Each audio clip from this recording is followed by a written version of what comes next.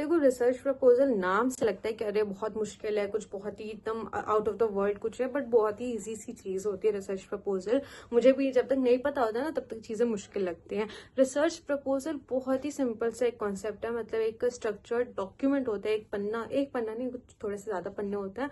बस एक डॉक्यूमेंट होता है, स्ट्रक्चर्ड डॉक्यूमेंट होता है, जो आप बताते हो दूसरों को ले जाके कि भैया मेरा रिसर्च प्रपोजल है, मतलब ये मेरा एक प्लान है, एक तरीका है, इस टॉपिक पे मैं रिसर्च कर रहा हूँ, इस तरीके से मैं रिसर्च कर रहा हूँ। जो भी आपका रिसर्च आपका टॉपिक है या आपका ऑब्जेक्टिव है, आप पूरा जो लिख के बताते हो ना, उसी को रिसर्च प्रपोजल कहते हैं। आप जब पीएचडी में जाओगे एडमिशन लेने के लिए, तो वो आपसे मांगते हैं कि भैया अपना रिसर्च प्रपोजल ला के दो।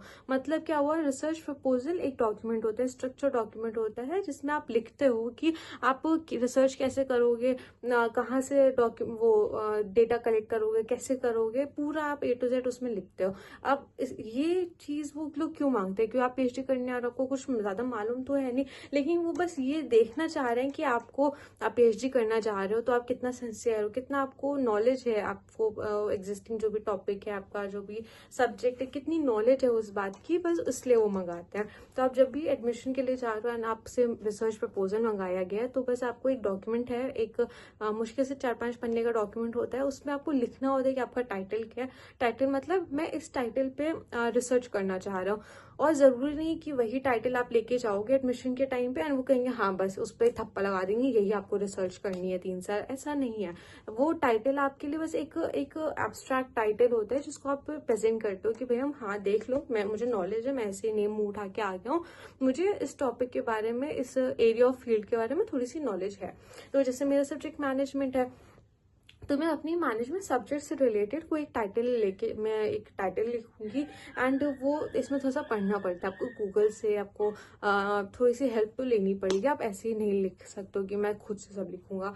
तो एक इसमें फॉर्मेट होता है। जैसे सबसे पहले आप अपना टाइटल लिखोगे कि आपका टाइटल क्या है, मतलब टाइटल मतलब टॉपिक क्या है। टॉपिक के बाद आपका आता है लिटरेचर रिव्यू, मतलब कि उस टॉपिक से रिलेटेड कितना पास्ट इंफॉर्मेशन है, मतलब गूगल पे या ऑनलाइन लाइब्रेरी में कहीं भी पास्ट इंफॉर्मेशन है उस टॉपिक के से रिलेटेड। उसके बाद आता है आपका रिसर्च ऑब्जेक्टिव या रिसर्च का क्वेश्चन, कि जो भी आपने टाइटल लिया है तो आप उस पे रिसर्च जो करोगे तो उसका ऑब्जेक्टिव क्या होगा, क्यों करना चाह रहे हो, स्कोप क्या है, सिग्निफिकेंस क्या है, इंपॉर्टेंस क्या है, ये सब आप रिसर्च क्वेश्चन ऑब्जेक्टिव में लिखते हो। उसके बाद ये 3 चीजें हो गई, टाइटल, लिटरेचर रिव्यू, उसके बाद आता है आपका रिसर्च ऑब्जेक्टिव। इसके बाद आप लिखते हो रिसर्च मेथोडोलॉजी। मेथोडोलॉजी में मतलब क्या होता है कि आप डेटा कैसे कलेक्ट करोगे, आपका जो डेटा होगा आप उसको एनालाइज कैसे करोगे, आपका जो क्वालिटेटिव रिसर्च होगी, क्वांटिटेटिव रिसर्च होगी, ये सब चीजें रिसर्च मेथोडोलॉजी में आती है।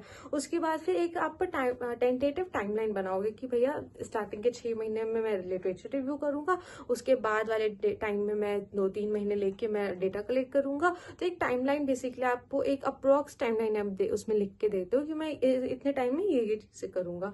उसके बाद फिर बजट होता है। बजट तो मुझे, जब मैंने अपना रिसर्च प्रपोजल बनाया था तो मुझे इतनी नॉलेज नहीं थी, तो बजट मैंने स्किप कर दिया था पोर्शन, तो बजट तो नहीं समझ आता तो मैंने छोड़ दिया था।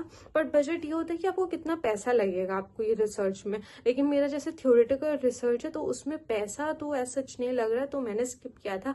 आपके में अगर लैब वर्क है या एक्सपेरिमेंट्स है तो आपके में थोड़ा पैसा लगेगा, तो आप बजट एक तैयार करके लिख सकते हो कि कितना पैसा किस चीजों में लगेगा। फिर लास्ट सेकंड आता है सिग्निफिकेंस ऑफ रिसर्च। सिग्निफिकेंस का मतलब कि आपकी जो रिसर्च कर रहे हो वो क्यों इंपॉर्टेंट है, उससे क्या फायदा होने वाला है, आप किस क्वेश्चंस को सॉल्व कर रहे हो, आपकी जो रिसर्च है वो काम मतलब एप्लीकेबल है, किसी के काम भी आएगी कि नहीं, बस कि आपने कर दी तो हो गई।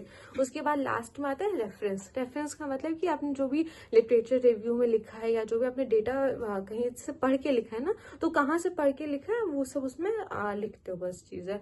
प्रपोजल बस इतना सही चीज होती है कि एक डॉक्यूमेंट होता है, उसमें आप चीजें लिखते हो लाइन बाय लाइन कि टाइटल क्या है, लिटरेचर रिव्यू क्या है, मेथोडोलॉजी में कैसे एक करूंगा। इस डॉक्यूमेंट के थ्रू आप अपनी जो रिसर्च कमेटी उसको कन्विंस करते हो कि भैया मुझे नॉलेज है और मैं रिसर्च कर सकता हूँ, मुझे एडमिशन दे दो, मैं पीएचडी करने के लायक हूँ, बस और कुछ नहीं। और बहुत ईजी होता है। मेरे पास अगर कुछ होगा रिसर्च प्रपोजल कोई मेरे टाइम वाला जो मैंने दिया था तो मैं स्टिक कर दूंगी इस वीडियो में।